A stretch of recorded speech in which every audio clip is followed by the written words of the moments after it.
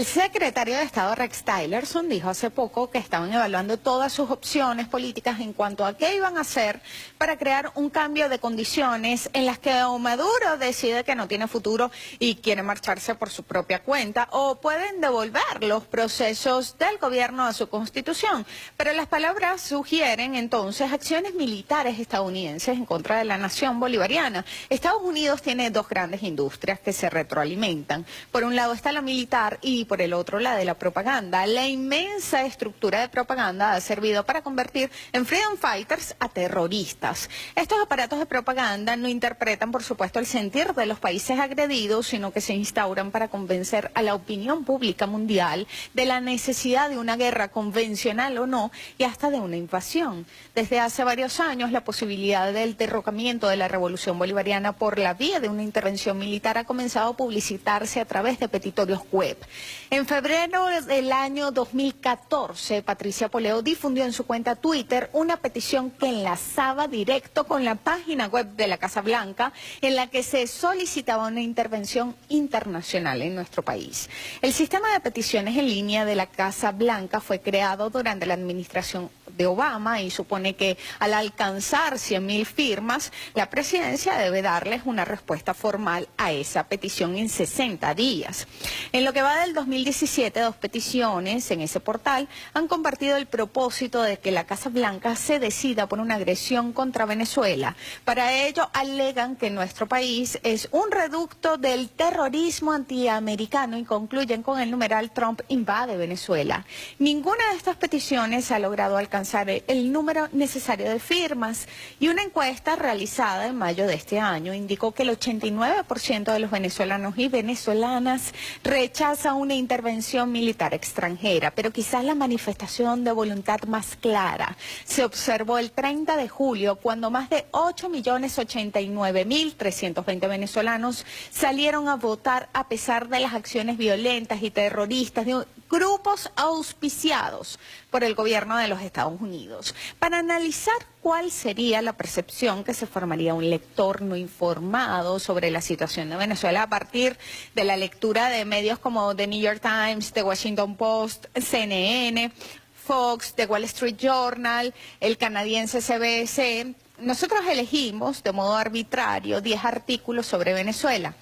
De estas lecturas escogidas extrajimos 23 referencias a una supuesta dictadura en nuestro país, con distintas figuras discursivas que iban desde la calificación de una democracia erosionada hasta su muerte por estrangulación.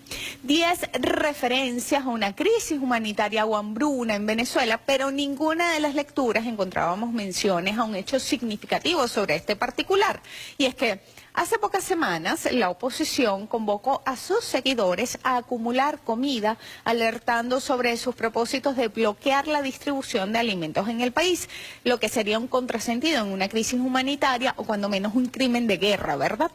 Hallamos 12 insinuaciones sobre la comisión de diversos delitos por parte de funcionarios como secuestro, narcotráfico, venta ilegal de armas, y en ninguno de los casos remiten a pruebas que demuestren estas acusaciones. 16 menciones a represión o violaciones de derechos humanos, y todos omitieron datos sobre la quema de personas vivas por razones políticas o raciales a cargo de grupos opositores fanáticos.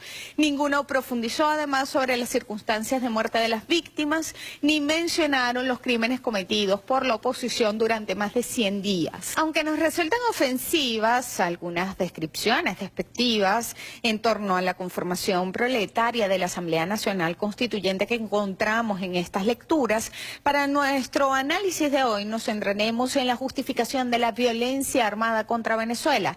Escogimos varios ejemplos. Según The New York Times, Maduro es un dictador porque, teniendo las mayores reservas de petróleo del mundo, decidió imitar a su predecesor Hugo Chávez y mantiene un gasto público pródigo. En otra nota, el mismo medio describe de la siguiente manera el atentado terrorista cometido por la oposición el 30 de julio en Altamira contra una patrulla de la PNV. En redes sociales circuló un video que mostraba a una caravana de uniformados que se dirigían hacia el fuego. María Anastasia Ogradi, para The Wall Street Journal, escribió que los líderes de la oposición en Caracas todavía están tratando de usar medios pacíficos para destituir al señor Maduro. Al parecer ella cree que los proyectiles que disparan son flores y la gasolina perfume. En la Fox News es tribunal y dicta condena a los guardias nacionales que, cito, derramaron fuego vivo sobre personas desarmadas el 30 de julio. Los jueces olvidaron indicar que el paramilitarismo fascista impidió la movilización de los votantes en varios municipios, obligando al pueblo a cruzar ríos y montañas para poder ejercer su derecho al sufragio, al punto de que el CNE ha tenido que reconvocar a elecciones en 2 municipios. En una entrevista con el Miami Herald, Marcos Rubio enaltecía la designación de John Kelly como jefe de gabinete de Trump porque él entiende a Venezuela mejor que cualquiera en la administración. No debería empezar por entender a Estados Unidos. Mientras la oposición de a pie peca de ingenua al adoptar al senador como un aliado, Rubio es financiado por corporaciones armadas, fondos israelíes y compañías petroleras como la ExxonMobil. De allí su interés por propiciar un conflicto armado en nuestro país. El fin de semana se ejecutó un ataque mercenario contra la 41 Brigada Blindada del Ejército Bolivariano, que fue calificada como una operación propagandística por parte del Ministerio del Poder Popular para la Defensa. La operación terrorista incluyó la difusión de un video grabado por un oficial subalterno que hace 3 años fue separado de la institución por traición a la patria y rebelión, el cual huyó del país y recibió protección en Miami, Estados Unidos. Además, había participado del golpe de Estado del 2002. Entonces, no resulta sorprendente que el primer funcionario estadounidense en pronunciarse sobre el tema fue Marcos Rubio. Según informó el presidente Maduro, esta operación fue financiada desde Miami y Colombia. En la redacción del portal español se evidenció una crisis neurótica otorgando primera plana digital a la aventura de 10 hombres irresponsables y obnubilados por el patológico travestismo militar de la oposición.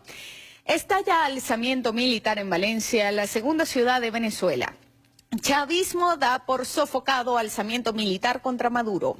Y el chavismo convoca a una rebelión militar de apenas 20 hombres. Fueron algunos de los titulares que ABC le dio a una sola nota web para narrar la historia de un grupo conformado por 9 civiles y un teniente desertor que ingresó en Paramacay para hurtar armamento.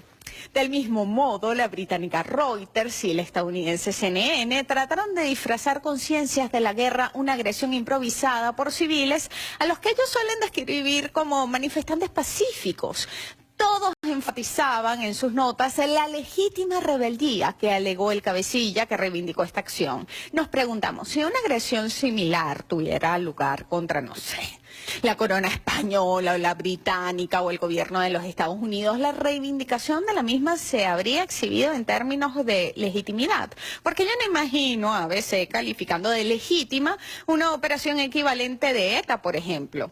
Reseña Misión Verdad. Distintos analistas internacionales y tanques de pensamiento conectados con los centros de poder hegemónicos de Estados Unidos y Europa, como el International Crisis Group o David Smile, que es un columnista de The New York Times, han venido dándole forma y legitimidad a un posible conflicto armado gestionado por actores locales y externos a Venezuela, sumamente interesados en la destrucción del país como vía expedita para el saqueo de las corporaciones. Ya hemos demostrado en trabajos anteriores que desde su creación la CIA ha contado con esta en sus operaciones y que también desde la invasión a Irak el Pentágono ha contado con un amplio repertorio de militares retirados devenidos en analistas de televisión que sirven para justificar agresiones imperiales contra los pueblos.